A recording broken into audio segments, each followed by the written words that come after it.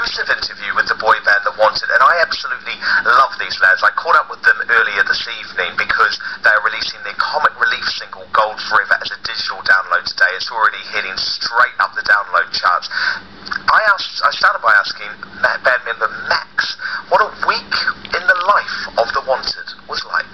This week we are rehearsing like dogs for our tour, which is coming up, which starts in Manchester, which I'm delighted about. Yeah, but apart from that, obviously we're doing what we're doing this week. We've got the comic. We're singing on Comic Relief, aren't we, on Friday night? Yeah, and obviously it's such a big thing to be asked to do the Comic Relief single, isn't it, Jay? I mean, what was the process there? I mean, who approached you and how did it all happen?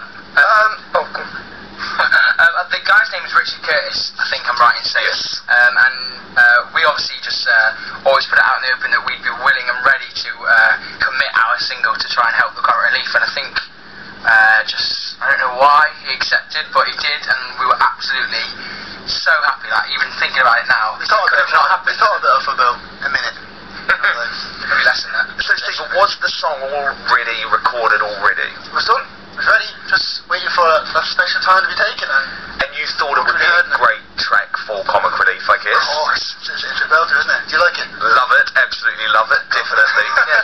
And Nathan, so are you working on the album at the moment, the second album already? We're trying to, because obviously our main focus is doing the tour at the moment. But we just want to.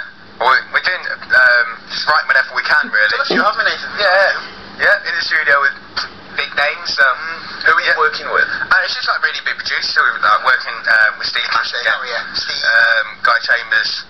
I love it was like, it's just like really big producers. I mean, it's not like anyone like crazily famous or anyone like that. It's like Guy Chambers. Not crazy famous or anything. Talking more like famous than like He's pretty celebrities. Cool. I mean, do you want to do any big duets or collaborations on album 2? I really want to do one with Rihanna. She would be incredible, wouldn't Oh, she? Gaga, that'd be pretty cool. Gaga would be very, very cool. Yeah. Steve, you know Rihanna, don't you? Sort of. To talk to, I've just spoken to her. Yeah. Well, you know her. So you don't know her well enough to say, come and do a track on our second album. He's got a speed dial. But do you think now that actually you're going to have people lining up to work with you, aren't you? Whereas the first album, you are known, so you really had to prove yourself. Is that how it works? Do you have people? I've not seen them lining up yet. Yeah, we haven't had a queue outside our house or anything. Rihanna, Gaga, Beyonce all on the door. Girls. Come on. And now speaking of girls, I had to wade through about 100 very, very crazy females to get into the building this evening. Do they follow you everywhere you go, Max? Pretty much, yeah. Do you know what? Like, our fans are a bit mad. We were in it. That is true. No, they are. Very true. I can vouch for that. I mean, some of them are a little bit loopy. But they're all lovely though, like, we love all of them, but I mean, they were screaming so loud before. I think there was a complaint from the police as well. Definitely was a complaint from the police. But I mean, when we were in Asia, like, there was loads of fans there, and one girl Really? travelled over from Australia just to come and see us. And is that just through the internet that they've heard about you? That's it. It's Twitter really, isn't it? Yeah. And obviously we've got the website, because we try and do like a load of stupid videos for them to watch and stuff. So do you guys have plans to take it around the world? We found out we were number one twice in Singapore. Really? Which we landed there and was like, so you're number one already? I was like, what? So yeah, I mean, it's going pretty mental. We changed it when we just landed. I think it was actually 15. They wanted it here. What does it take to get a number one in Singapore, exactly? But I mean, sometimes does it get a bit too much? I mean, I think there was a story about you, Nathan, which linked you with Cher Lloyd, and apparently you lost a whole load of followers on Twitter. 6,000 to be precise. 6,000. And at the time I had about 12,000, so not many. And is that because they hate the thought of you having a girlfriend at all, or was it because that the girlfriend was Cher Lloyd? I don't think it was anything against Cher. I do. At the time, Cher she was on one of those weeks and everyone hated her. She was like, the golden girl and then not, and then the golden girl again. It was definitely that time when she was a bad guy. I felt like a bad guy. I mean, headlines in the paper and saw linked with Nathan. Oh, come on. I mean,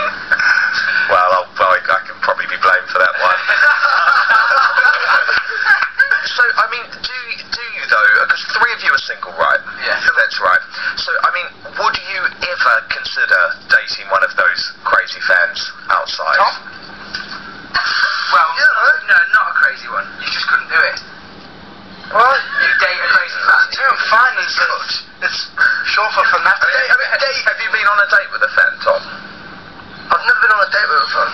How do you know? How do you know? Canoodle with a fan. What? How canoodle?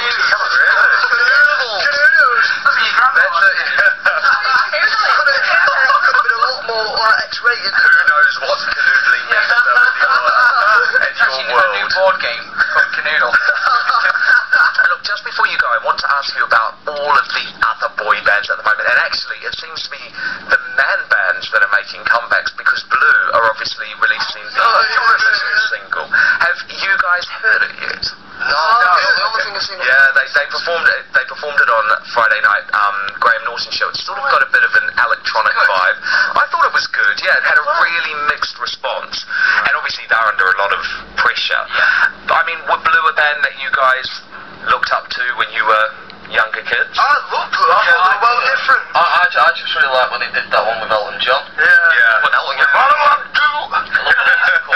I think out of all the boy bands that I remember like seeing as a kid, they were the one that on the school bus, and because that's how it was at the time, all the lads would sing about. You are young, aren't you? Well, literally, that is the one that crossed over most for me. Like, I could have maybe kept away a bit. And I guess, just finally, it must give you guys hope, because actually, a lot of people think that the shelf life of a boy band is not necessarily all that long, but the fact that these guys are still working a decade on from their first single must, that's a pretty cool thing. So we're back in 10 years without seeing my friend. Doing Eurovision. I think we've got to try to work out that awkward phase again where they break up and fall out. Yes. Well, Westlife didn't do it, did they? So, some people, who's going to be the first to leave? All of us? Leave what? The Wanted. What? No, I'm not joking. He's Team Wanted. I'm Team Wanted. Alright guys, so the single is available to download now, isn't it? Yes. Gold Forever. Thank you so much for joining us tonight, guys, and good luck with it. No. So that will give a lot of Wanted fans some hope. Tom saying that he has canoodled with a fan. Jamal Calvert from Look Magazine, not sure exactly what he meant there, but it does give those girls outside this building the prospect of maybe they could canoodle with their idol one day too. I know, and I had to, like you, wade through the fans, and funnily enough, I was always one of those fans. You were? Not for the Wanted, but for who? for Take That years ago. For Take That. It is interesting, isn't it? Because